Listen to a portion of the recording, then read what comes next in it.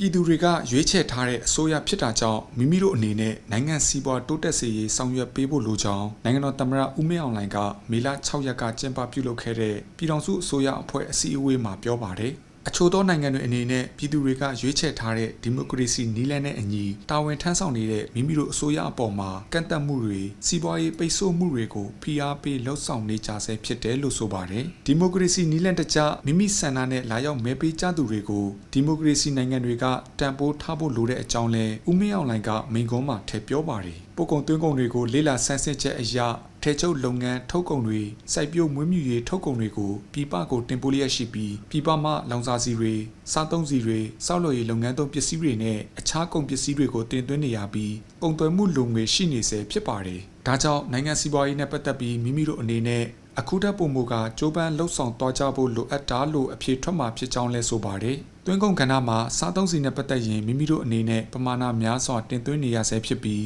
မိမိတို့နိုင်ငံကစီထွက်သီးနှံတွေစိုက်ပျိုးတဲ့နိုင်ငံတစ်ခုဖြစ်လို့စားသုံးဆီတွေကိုပြည်ပမှတင်သွင်းနေရခြင်းမှာမဖြစ်သင့်ကြောင်းလဲထည့်ပြောပါတယ်။ဒါအပြင်ဈေးကွက်လိုအပ်ချက်ရှိပြီးဝယ်လိုရရှိတဲ့မြန်မာပေါ်ဆန်းနဲ့မြန်မာကော်ဖီတို့ကိုအရေးအသွေးပုံမှုတိုးတက်ကောင်းမွန်စေဖို့နဲ့ဈေးကွက်လိုအပ်ချက်အတိုင်းပြည့်မီအောင်တင်ပို့နိုင်ရေးကြိုးပမ်းကြဖို့လဲတိုက်တွန်းထားကြောင်းပါခင်ဗျာ။